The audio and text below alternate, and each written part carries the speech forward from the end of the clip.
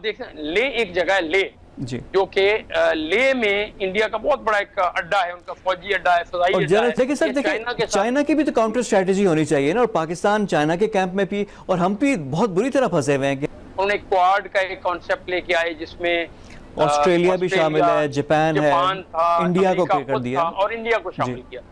और इंडिया को अमेरिका ने खुद भी और इसराइल के थ्रू भी बहुत सारी टेक्नोलॉजीज दी, मिलिट्री टेक्नोलॉजी दी, उसको अपना स्ट्रेटेजिक पार्टनर बना जनरल लिया। साहब, वो जो इंडिया का था ना खित्ते का पुलिसमैन बनने का ख्वाब, वो ख्वाब उसको पूरा होता हुआ नजर आया। हाँ, इंडिया रशिया के साथ था, अमेरिका के मुखालिफ कैंप में था, तो फिर ये सारी चीजें चेंज हो रही हैं, चेंज हो रही थी और इंडिया को एक अपॉर्चुनिटी मिली। गुफ्तगू करेंगे जो इंडिया और चाइना के माबेन जो अर्ली मई से जो स्कर्मिशेस शुरू हुई हैं, और 15 जून को जब ऑल हेल ब्रोक लूज, और ये लड़ाई हुई थी लाठियों और पत्थरों के हिसाब से, तो इस सारी चीज़ का बैकग्राउंड जनरल साहब से जानेंगे, और पाकिस्तान के लिए क्या इम्प्लीकेशंस हैं इसकी। जनरल साहब, टू बिगिन विद थोड़ा सा इसके बैकग्राउंड पे जो साइनो इंडिया जो कॉन्फ्लिक्ट है, इसकी रीजंस क्या हैं, और स्ट्रेटेजिक इम्पेरेटिव्स दोनों साइड्स की क्या हैं इसमें? जी थैंक यू जी। इसमें सबसे पहली बात यह कि थोड़ा सा इसका परसे मंजर, जिसको पर्सपेक्टिव बोलते हैं ना, या जो इसका कॉन्टेक्स्ट होता है, उसको समझना जरूरी है। कॉन्टेक्स्ट भी दो किस्म का, एक तो है ग्लोबल कॉन्टेक्स्ट और एक थोड़ा सा रीजनल कॉन्टेक्स्ट की हम बात करेंगे। पहले मैं थोड़ा सा रीजनल कॉन्टेक्स्ट को पीछे लेके जाऊंगा, बिफोर पार्टीशन 1947 से पहले, जब ब्रिटिश एम्पायर यहाँ पे थी, उस वक्त ब्रिटिश एम्पायर की बाउंड्री थी चाइना के साथ, और वो बाउंड्री बड़ी लूज सी बाउंड्री थी, उसकी डिमार्केशन नहीं हुई थी, और उसके ऊपर उनके एग्रीमेंट्स आपस में चलते रहते थे और उनका आपस में चल रहा था। लेकिन पार्टीशन के बाद थोड़ी सी सिचुएशन डिफरेंट हो गई। लेकिन मैं अभी उसको थोड़ा सा ग्लोबल पर्सपेक्टिव से इसको रिलेट करूंगा। आपको याद होगा कि यूएसएसआर जब खत्म हो गया है, उसके बाद से सर्द जंग खत्म हो गई, तो अमेरिका ने अपनी जो मेन पावर थी उसमें अपनी पिवट की पॉलिसी के तहत उसको अटलांटिक ओशन से पैसिफिक ओशन की तरफ शिफ्ट किया। एक और बड़ी चीज उसने ये की कि उसने जो रीजनल लोग थे यहाँ पे, रीजनल पावर्स थी, मसलन उन्होंने क्वाड का एक कॉन्सेप्ट लेके आए जिसमें ऑस्ट्रेलिया भी शामिल है, जापान है, था, इंडिया को कर दिया और इंडिया को शामिल किया। और साथ ही साथ उन्होंने एशिया पैसिफिक, पहले बोला जाता था लफ्ज ज्यादा, एशिया पैसिफिक को उन्होंने इंडो पैसिफिक कर दिया। इसका मतलब ये है कि इंडिया को बीच में शामिल किया जाए, उसमें इंडियन ओशन की जो सारी की सारी जनरल साहब, और जो साउथ चाइना सी का है, जहाँ पे चाइना के भी डिजाइन्स थे, तो उसको साउथ चाइना में भी इसको कंट्रोल करने के लिए साउथ चाइना सी में भी वो बिल्कुल एरिया उसके अंदर ही आता है, पैसिफिक और इंडियन ओशन के दरमियान में आगे जाके वो साउथ चाइना सी बिल्कुल पैसिफिक में आता है, ठीक है ना जी, वो इसका हिस्सा है एक्चुअली।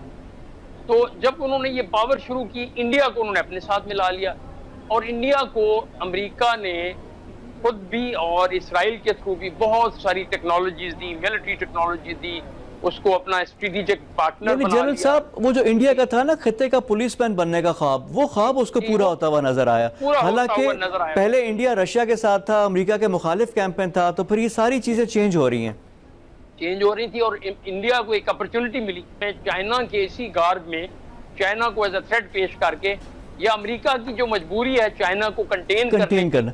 लेकिन सर देखिए, चाइना की भी तो काउंटर स्ट्रेटजी होनी चाहिए ना, और पाकिस्तान चाइना के कैंप में भी, और हम भी बहुत बुरी तरह फंसे हुए हैं। और इंडिया ने अमेरिका के probably eight behest of American, या अपने तौर पे उन्होंने समझा कि एक अपॉर्चुनिटी है, एक तो हम थोड़ा सा चाइना के साथ थोड़ा कुछ करते हैं। आपको याद है 2-3 एरियाज हैं जो कि वहां पे बोन ऑफ कंटेंशन रहे हैं। एक तो एरिया है अरुणाचल प्रदेश का, जो बिल्कुल ईस्ट में है, जिसको कि चाइना कहता है कि वो पूरा का पूरा सूबा हमारा है, वो स्टेट इंडिया के पास है, लेकिन चाइना कहता है कि वो हमारी है। एक तो वो है कंटेंशन, और वहां पे भी 62 में लड़ाई हुई थी।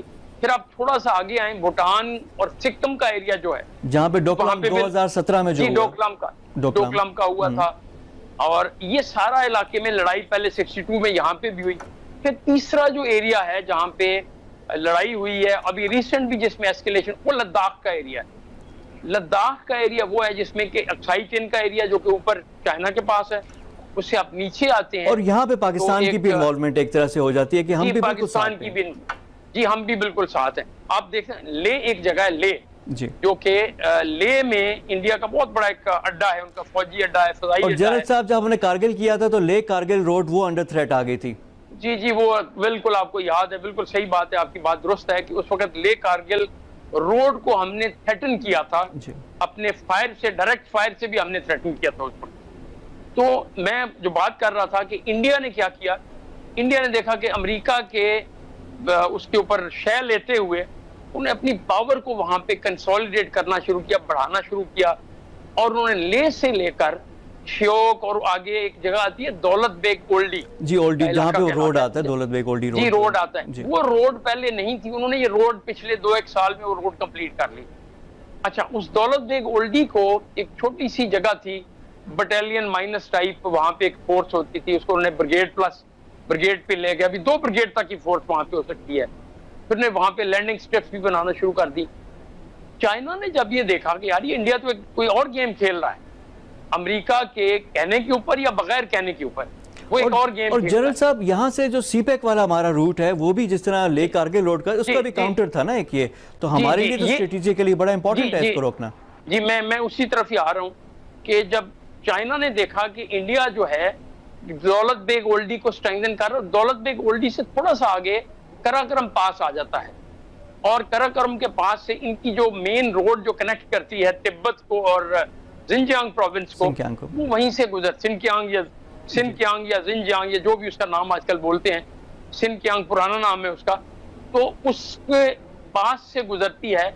और चाइना ने ये फील किया कि प्रोबेबली इंडिया अपने हलीफों के साथ मिलके सी पैक को थ्रेटन कर रहा है, वहां से भी थ्रेटन कर रहा है, और अल्टीमेटली उनका ऑब्जेक्टिव ये भी हो सकता है कि सारे की एरिया को पीछे उसका बेस को कंसोलिडेट करके पाकिस्तान के गिलगित बल्तिस्तान के एरिया को भी थ्रेटन किया जाए। तो ये उनका बड़ा एक ऑब्जेक्टिव था इंडिया का, और आगे आ गए वो, वहां पे गलवान वैली तक आ गए।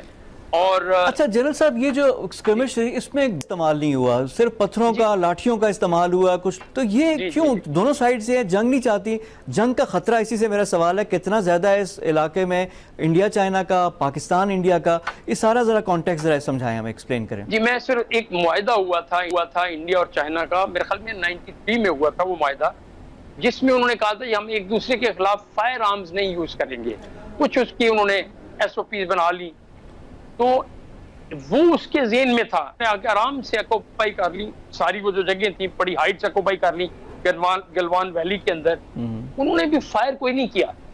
इंडियंस ने भी ये समझा कि अभी हमने फायर नहीं करना। अब बड़ी स्ट्रेंज सी बात है कि इंडियन एक अच्छी खासी फोर्स लेके, जिसमें उनके एक कर्नल साहब की डेथ हुई, ये 16 बिहार रेजिमेंट की उनकी, वो गई, उसके साथ 1-2 और बटालियन के लोग थे, इन्होंने बगैर आर्म्स और एमुनिशन के ये लोग गए हैं।